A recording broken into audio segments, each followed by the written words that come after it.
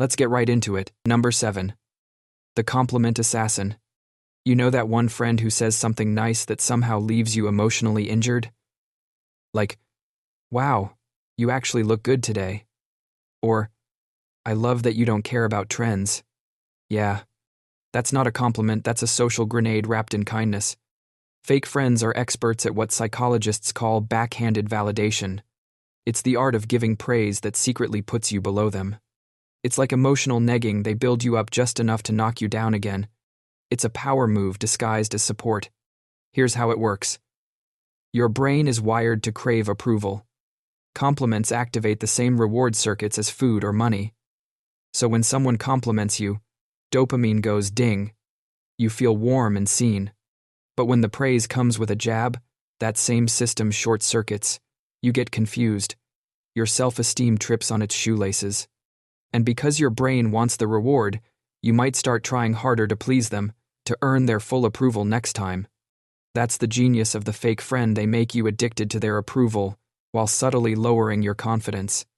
If a real friend hypes you up, you feel safe and energized. If a fake friend does it, you feel like you just got emotionally mugged.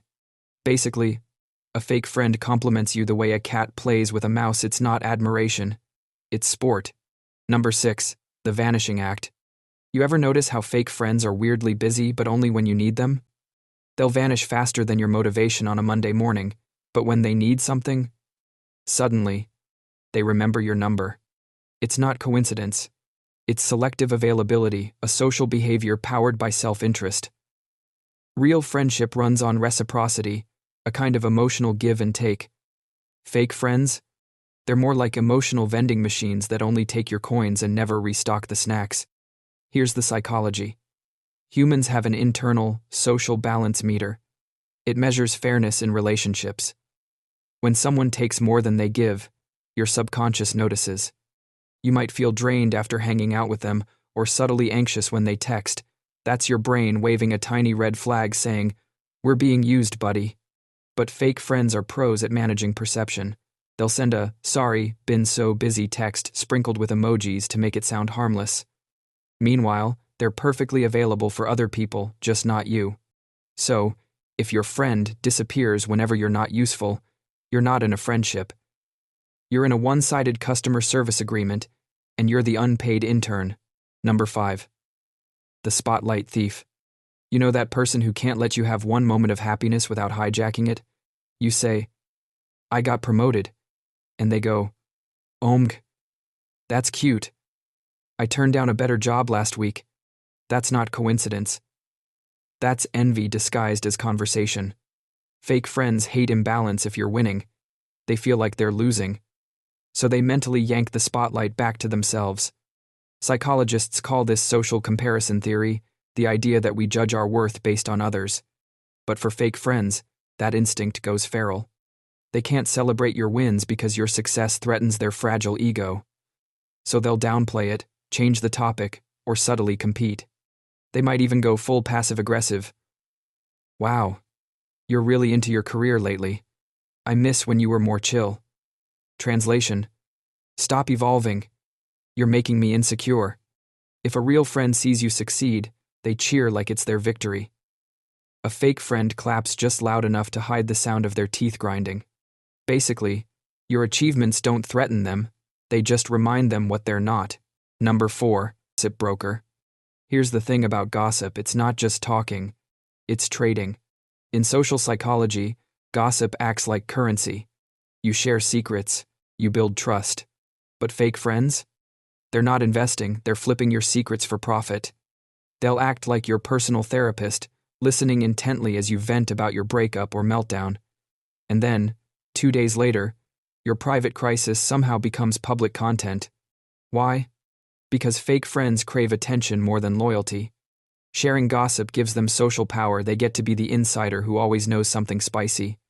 It's ego wrapped in empathy. Even worse, they might gossip about you while pretending to defend you. "I told everyone you didn't mean it." "Oh, cool, so you confirmed I said it? Thanks." Here's the brutal truth. If someone constantly brings you other people's secrets, you're next on their highlight reel. In short, real friends protect your name when you're not in the room. Fake friends use it to start the conversation. Number 3. The Subtle Saboteur. Imagine having a friend who claps when you win, but only because they secretly loosened your shoelaces before the race. That's the Subtle Saboteur, a fake friend who doesn't openly hate you, they just prefer you a few steps behind. They won't sabotage you with dramatic betrayals. No, they're more refined. They'll forget to mention an opportunity. They'll say, "Are you sure you can handle that?"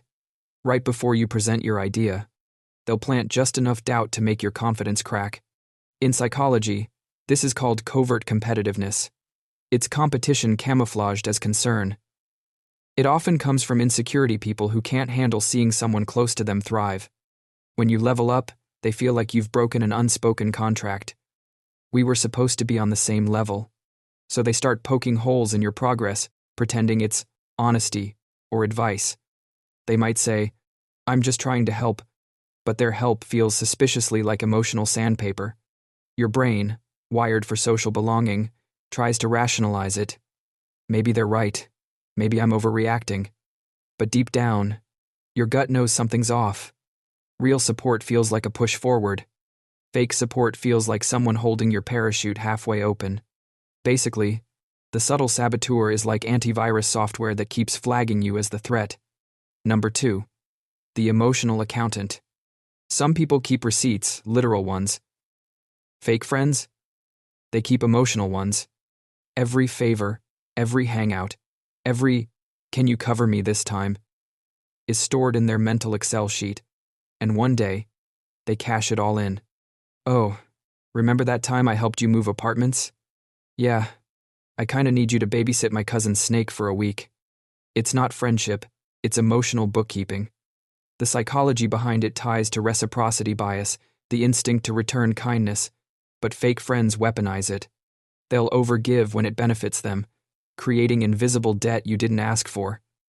Then, they pull the "after all I've done for you" card the moment you say no.